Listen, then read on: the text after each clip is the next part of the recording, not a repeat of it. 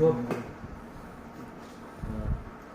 Afternoon to all. और आप सबका मैं सबसे पहले शुक्रिया अदा करूँगा कि आप लोग आज टाइम निकाल के आज यहाँ पे आए।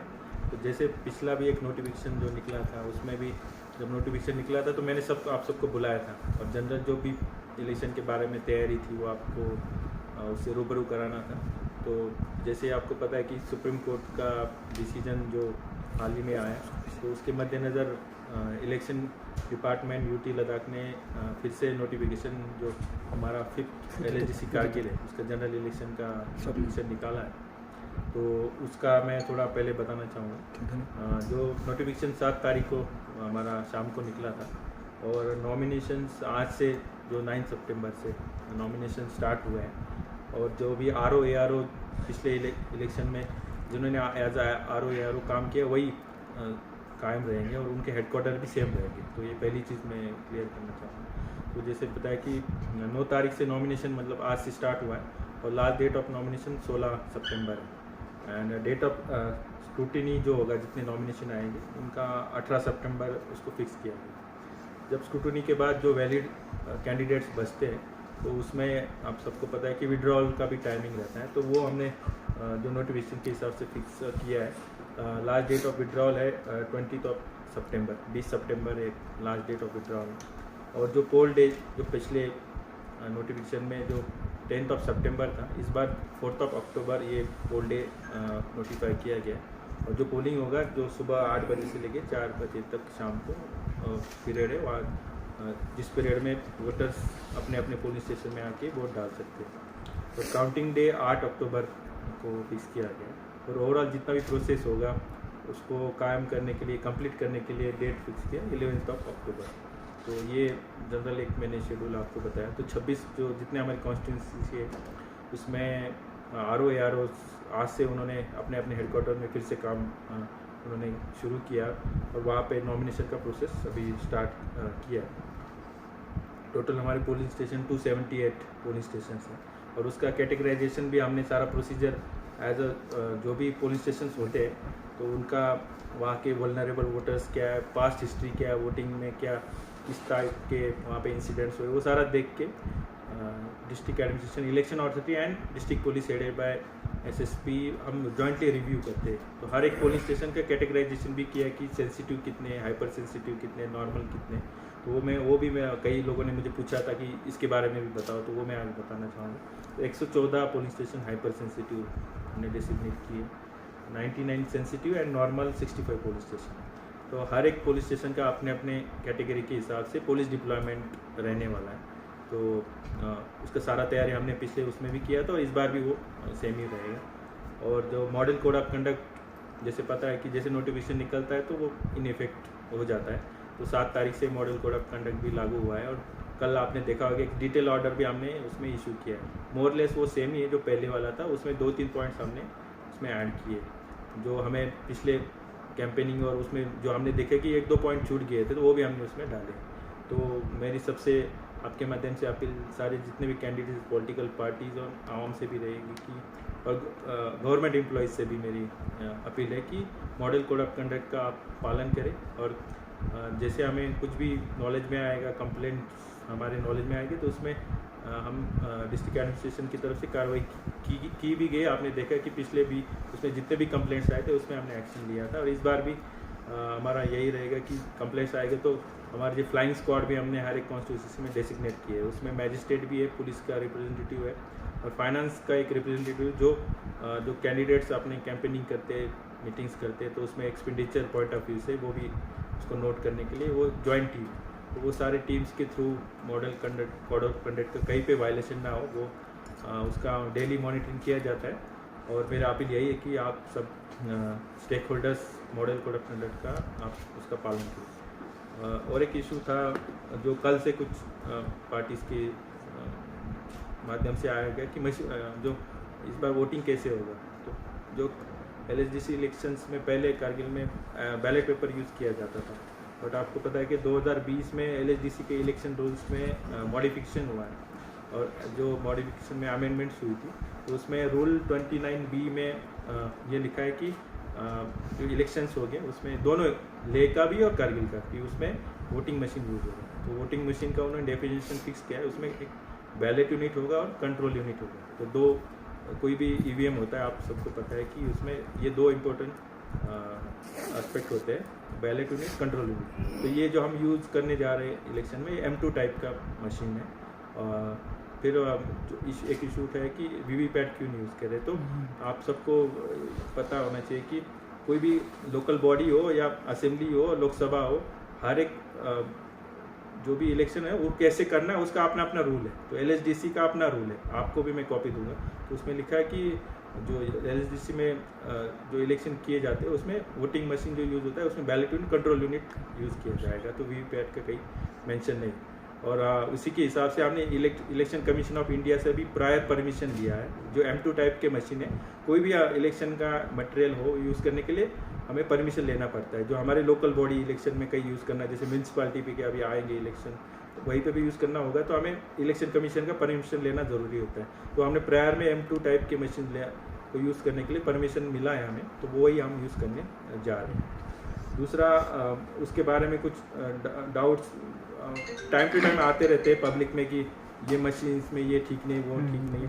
बट आप सबको पता है कि सुप्रीम कोर्ट में भी ये पिटिशंस कई बार गई थी, बट उसमें कोई मेरिट पाया नहीं गया था। इलेक्शन कमीशन ऑफ इंडिया ने भी चैलेंज रखा था हर कोई भी पार्टीज को आके कि अगर आपको ईवीएम में कुछ इश्यूज लगते तो वहाँ जाके अपना पॉइंट रखे, बट उसमें भी कुछ निकला नहीं। आप सबको पता है पिछले 2-3 सालों में ये काफ़ी इशू आया था। तो मेरा अपील सबसे है कि ये जो हम यूज़ करने जा रहे हैं मशीन, M2 टाइप की मशीन, वो पूरी तरह से सेफ़ है।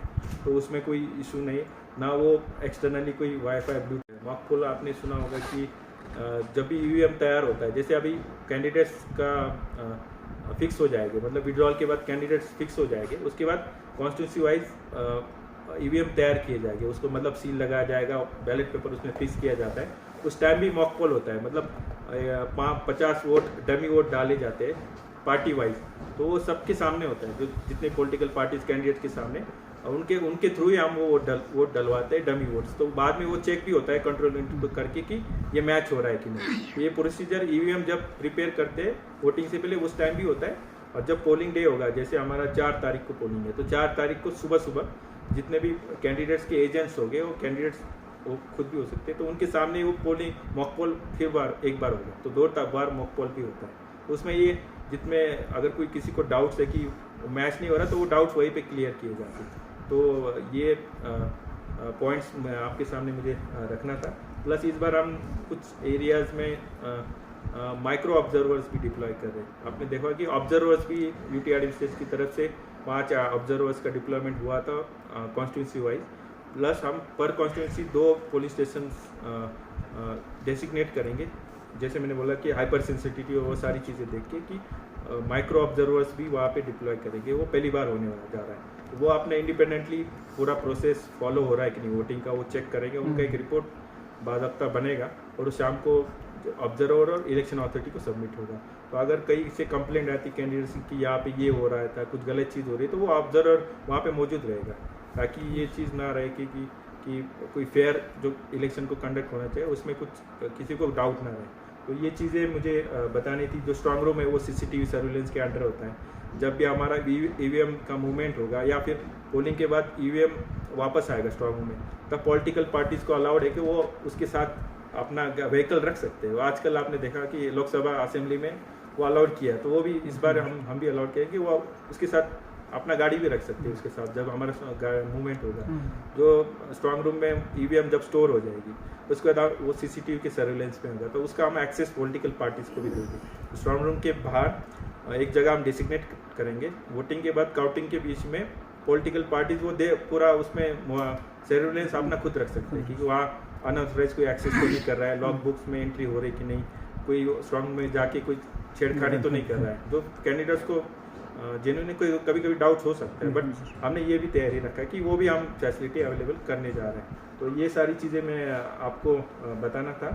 और वीडियोग्राफी का मैंने बताया कि वीडियोग्राफी भी कुछ पुलिस स्टेशन में होगी, CCTV रहेंगे, ऑब्जर्वर्स भी रहेंगे, माइक्रो ऑब्जर्वर्स भी रहेंगे।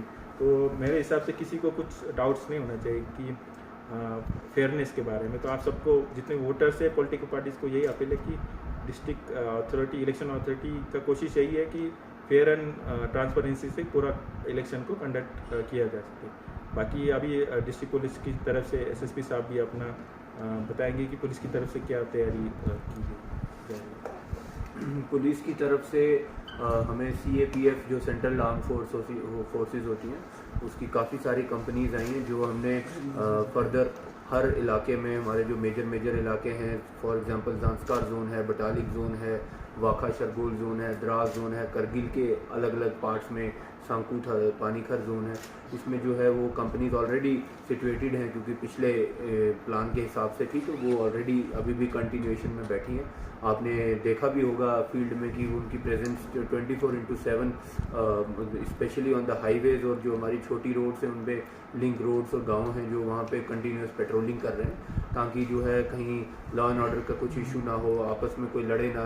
ये कैंपेनिंग जो है वो फ्री एंड फेयर तरीके से आपस में कर रहे हैं, कहीं कोई फ्री बीज इलीगल फ्री बीज तो नहीं दे रहा है, एनी इशू जो भी related to violation of MCC है या क्रिमिनल है उसको जो है काफ़ी माइन्यूटली हम परख रहे हैं। इसके अलावा जैसे डी साहब ने बताया जिस कैटेगराइजेशन के पोलिंग स्टेशन, पोलिंग बूथ्स हैं उस हिसाब से जो है डिटेल डिप्लॉयमेंट हमने निकाली थी, वो फिर से रिवाइज करके उसमें हमने ख़ास तौर पे ध्यान रखा है कि कोई भी लोकल पुलिस वाला जो है वो उस पोलिंग बूथ पे नहीं होना चाहिए।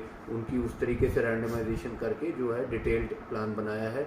जहाँ जहाँ हमारे वुमेन सेंट्रिक सिर्फ वुमेन पोलिंग बूथ्स हैं वहाँ पे वुमेन फोर्स लगाई है प्रॉपरली। तो इन शॉर्ट बात वही आती है डी साहब की कि free and fair and very transparent manner में इलेक्शंस होगा और हमारी इनकी एडमिनिस्ट्रेशन की पुलिस की फुल 24/7 कोशिश है कि इस चीज़ में जो है कोई भी कोताही ना की जाए और there will be no compromise with regard to free and fair transparent elections. Thank you sir. कितने हाइपर सेंसिटिव पुलिस स्टेशन है जहाँ पे मजीद फोर्स की? हाइपर सेंसिटिव 114 है, सेंसिटिव 99 है और नॉर्मल 65 है। ये जो है ये पास्ट पिछले इलेक्शंस में कैसा कहाँ क्या होता था, फिर आजकल अभी करंट इलेक्शंस में कहाँ क्या डायनेमिक्स हैं, वो सारा कुछ देख के हमारे इंटेलिजेंस इनपुट्स को भी मद्देनज़र रख के जो है हमने इनको डिसाइड किया। सर ये नेशनल कांग्रेस ने अभी एक प्रेस कॉन्फ्रेंस दी कुछ देर पहले, तो उनका खदशा है कि वीवीपैट को लेकर काफ़ी उनके खदशात रहे हैं, तो इस पर आपने जैसे जवाब दिया, लेकिन उसके अलावा भी उनका कहना है कि बहुत सारे जगहों पे मतलब गलत तरीके से कारकर्दगी हो सकती है, तो उस पर क्या इक़दाम होंगे? वीवीपैट का जो इशू था उसमें मैंने डिटेल में आपको बताया कि हमारा रूल्स क्या बोलता है, तो हमें LSDC के रूल के हिसाब से करना है। बाकी जो भी टाइम टू टाइम हमारे पास कंप्लेंट आएंगे उसमें हम एक्शन लेंगे। पहले भी लिया है MCC का, जहाँ पे भी वायलेशन आ रहा था तो विदाउट एनी डिस्क्रिमिनेशन कोई भी हो तो हमने इसके खिलाफ कार्रवाई की है। तो अगर कोई ऐसी कंप्लेंट्स आती है तो हमारे नॉलेज में लाए मेरे यहाँ SSP साहब से, तो हम ज़रूर उस पर भी कार्रवाई लेंगे। आपने देखा होगा कि काफ़ी हमने SSP जब पिछला पोलिंग आने वाला था आपने देखा कितना सर्विलेंस बढ़ा दिया था, कोई भी इलीगल मूवमेंट ना हो, पैसे का मूवमेंट ना हो या कुछ और जो भी अलाउड नहीं इलेक्शन में, वो सारा हमने उसमें काफ़ी बहुत सारे गवर्नमेंट मुलाजिम के ऊपर कार्रवाई इस बार आप देख रहे हैं। पहले की तरह जो यहाँ शिकायत आती थी उतना एक्टिव नहीं है, और उसमें जब भी हमने डी साहब को लिखा है इमीडिएटली इलेक्शन अथॉरिटी ने सेम डे एक्शन लिया है। नहीं, वो सर